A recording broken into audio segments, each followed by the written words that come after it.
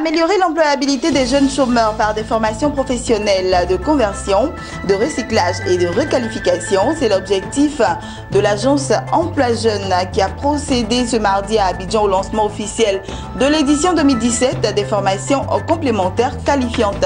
Vous aurez les détails tout à l'heure.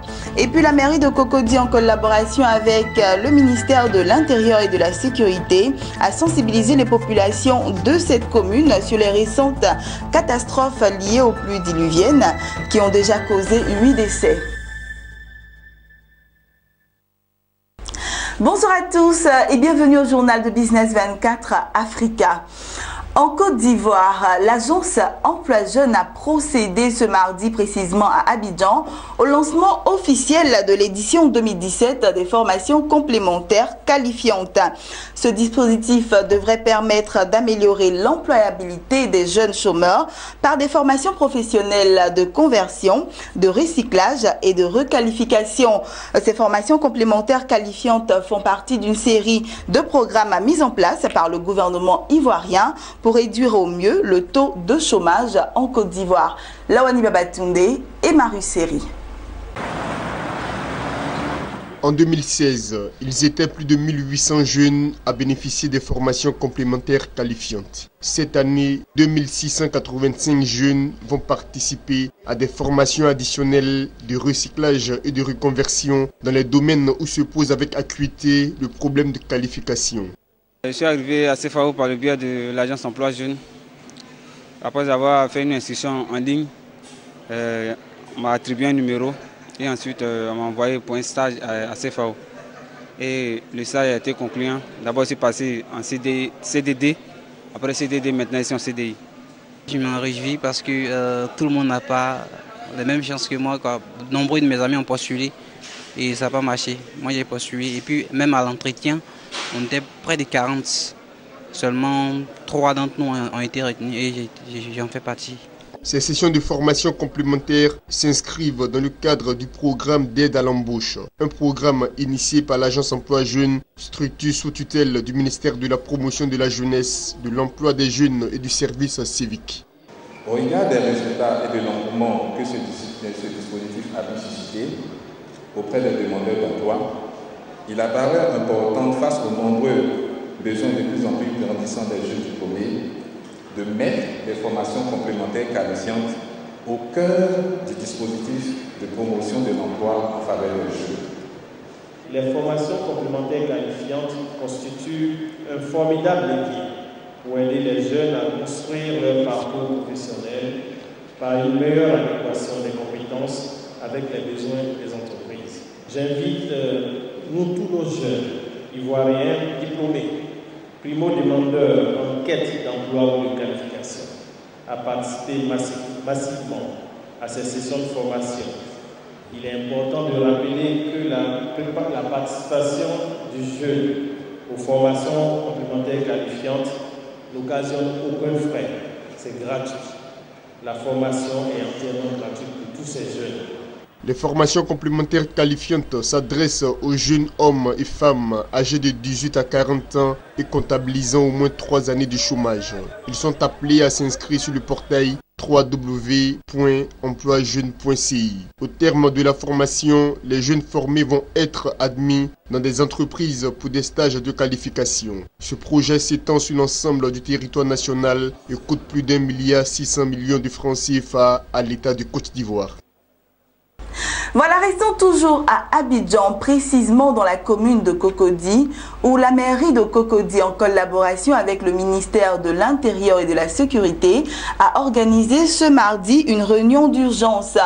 Objectif, sensibiliser les populations de Cocody sur les récentes catastrophes liées aux pluies diluviennes qui ont causé le décès de 8 personnes dans la ville d'Abidjan. C'était à l'hôtel communal de Cocody en présence des syndics, des chefs de communauté, des chefs religieux, des associations et fédérations de la société civile. Sandrine Bamba et Soro Chilina. La saison des pluies à Abidjan, on le sait, cause chaque année des dégâts. Cette année, on dénombre déjà 8 décès du fait des pluies diluviennes. Pour éviter d'empirer la situation, la mairie de Cocody a organisé une réunion d'urgence à l'effet de sensibiliser les populations sur les risques que peuvent engendrer les pluies diluviennes.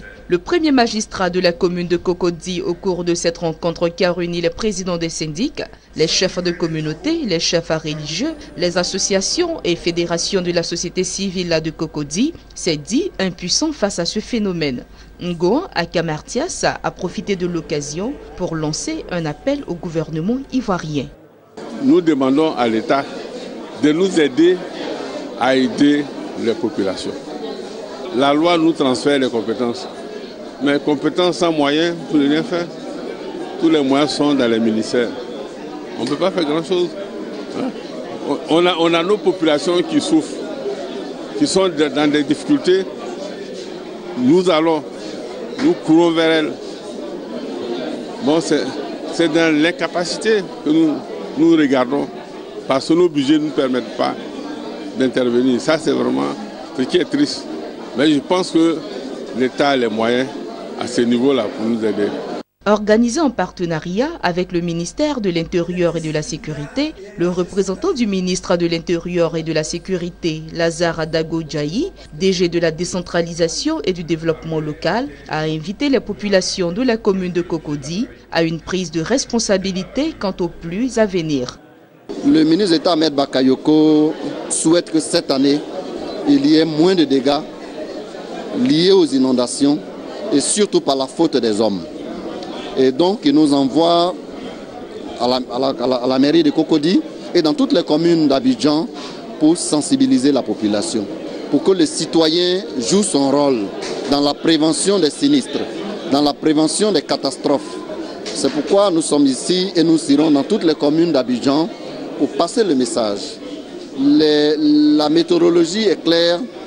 Cette année, il y aura encore des eaux, il y aura encore beaucoup de pluie. Il faut donc appeler l'attention de tous nos concitoyens pour les inviter à prendre les dispositions à l'effet d'éviter des catastrophes.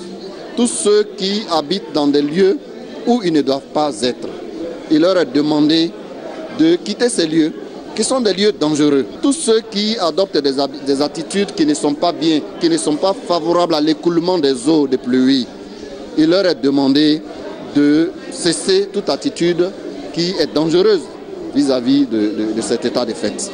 La mairie de Cocody, il faut le rappeler, avait entrepris de grandes actions d'assainissement et de dégarnissement de 2013 à 2014. Aujourd'hui, le maire de Cocody entend compter sur le strict respect des mesures préventives pour éviter d'éventuels drames dans la commune de Cocody. Et on poursuit ce journal avec ces informations en bref et en images. Durant le mois d'avril, l'Ouganda a expédié 326 232 sacs de café selon l'autorité ougandaise de développement du café. Ce volume marque un léger fléchissement de 561 sacs par rapport à l'année dernière et une diminution de 71 651 sacs, soit 18% comparativement au stock écoulé durant le mois de février qui était de 397 883 sacs. Et on termine en nous rendant au Ghana. Dans ce pays, 812 153 tonnes de fèves de cacao ont été collectées à la date de la fin des achats durant la récolte principale. Ce volume affiche une amélioration de 4,4% par rapport aux 778 000 tonnes de fèves enregistrées au terme des récoltes principales et intermédiaires de la saison dernière. Voilà, c'est ici que nous refermons ce journal. Je vous retrouve jeudi 21h pour un nouveau journal.